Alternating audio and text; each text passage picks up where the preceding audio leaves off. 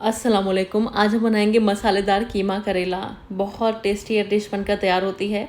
In fact ये इतनी अच्छी बनती है कि जो लोग आपके घर में करेला नहीं खाते हैं या फिर बच्चे हैं जो नहीं खाते हैं वो भी इस डिश को ना उंगलियां चाट कर खाएंगे। बहुत टेस्टी बनेगी। कीमा करेला बनाने के लिए हमें सबसे पहले करेले चाहिए। तो आधा किलोग्राम मैंने करेले लिए थे। हल्का सा मैंने इनको स्क्रैप कर लिया था, हल्का हल्का छील लिया था और फिर इनको बारीक बारीक काट लिया। बहुत बारीक भी नहीं काटेंगे लेकिन बारीक रहेंगे, मोटे मत काटिएगा जिससे कि ये आसानी से गल जाएंगे। देखिए इस तरह से मैंने इसको काटा है। और क्योंकि इसके बीज सॉफ्ट थे मैंने बीज नहीं निकाले हैं। अगर सख्त बीज हैं तो आप बीज अलग कर सकते हैं।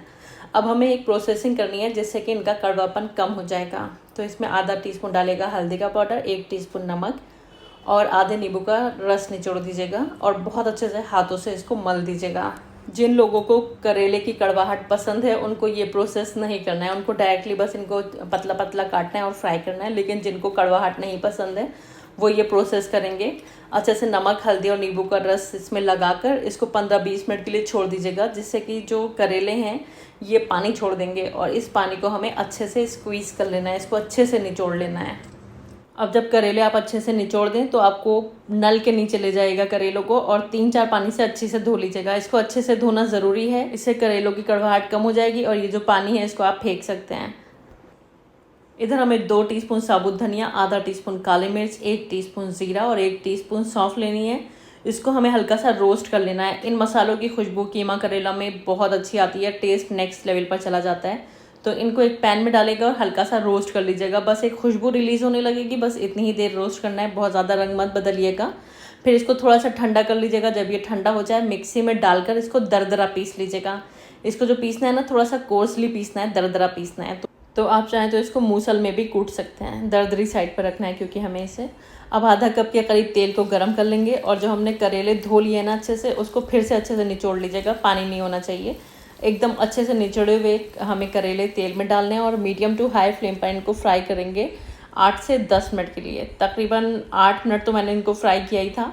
जैसे जैसे ये फ्राई होंगे थोड़े से क्रंची हो जाएंगे। जब इस तरह से थोड़े से गोल्डन हो जाए, इनमें क्रंच सा आ जाए तो करेलों को बाहर निकाल लीजिएगा। अभी करेलों को साइड में रख दीजिएगा। अब डाल देंगे इसमें 3 लार्ज प्याज जो कि वज़न में तकरीबन 350 से 400 ग्राम है। तो इनको स्लाइस में कट करके डालेंगे और अब हमें मीडियम टू हाई फ्लेम पर प्याज को फ्राई करना है। तब तक फ्राई कर लेंगे जब तक जो प्याज है थोड़ी सी सॉफ्ट नहीं हो जाती है। जब प्याज सॉफ्ट होने लगेगी इसमें से हमें 2 हिस्सा प्याज बाहर निकाल लेनी है और जो 1 हिस्सा प्याज है इसको हम यहीं पर छोड़ देंगे कढ़ाई के अंदर। तो 2 हिस्सा प्याज तो मैंने साइड में रख दी। अब ये जो 1 हिस्सा प्याज बची है ना इसको हमें थोड़ा सा और गोल्डन कर लेना है। जब थोड़ा सा इसमें इस तरह से हल्का हल्का गोल्डन कलर आने लगेगा हमें डाल देना है इसके अंदर कीमा। मैं मटन का कीमा यहाँ पर इस्तेमाल कर रही हूँ, आधा किलोग्राम लिया है मैंने। आप चाहें तो अपनी पसंद का कोई भी मीट यहाँ पर यूज़ कर सकते हैं, बस जो कुकिंग टाइमिंग है वो ज़्यादा हो जाती है। अगर आपने बड़े का मीट लिया तो फिर आपको ज़्यादा पकाना पड़ेगा और क्योंकि ये मटन है तो ये जल्दी गल जाएगा।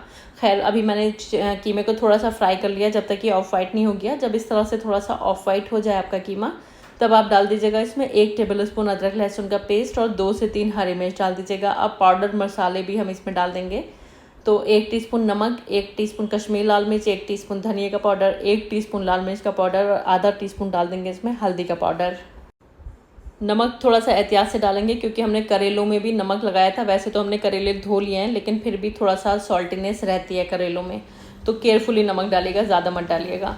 अब ये मसाले डालकर हमें खूब अच्छे से भून लेना है कीमे को। तो तकरीबन 8 से 9 मिनट के लिए हम इसको भूनेंगे मीडियम टू हाई फ्लेम पर।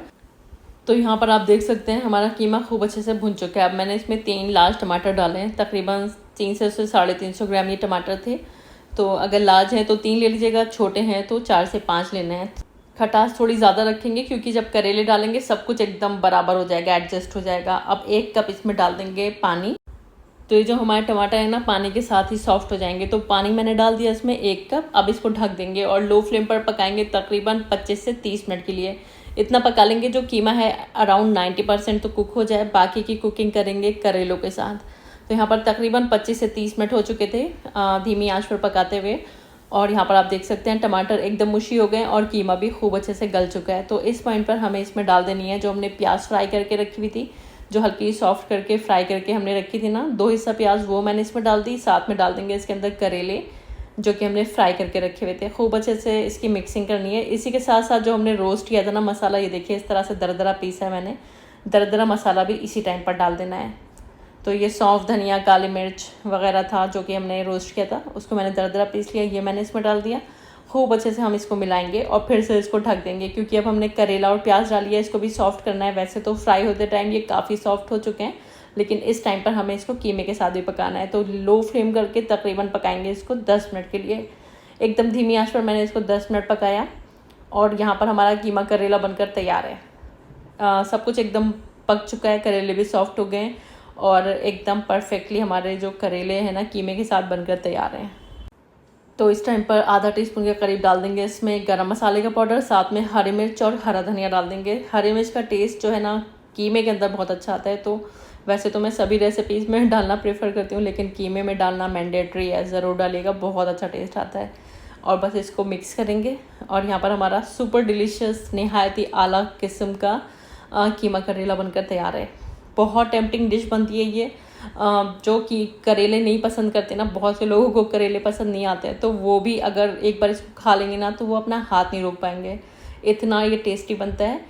और कड़वाहट भी इसकी काफ़ी हद तक कम हो गई है, लेकिन फिर भी मैं आपको सजेस्ट करूँगी जिनको करेले की कड़वाहट पसंद है वो इसमें नमक हल्दी वगैरह नहीं लगाएंगे, डायरेक्ट काटेंगे और फ्राई कर लेंगे। लेकिन जिनको कम पसंद है उनको ये प्रोसेसिंग करके ही इस रेसिपी को बनाना है।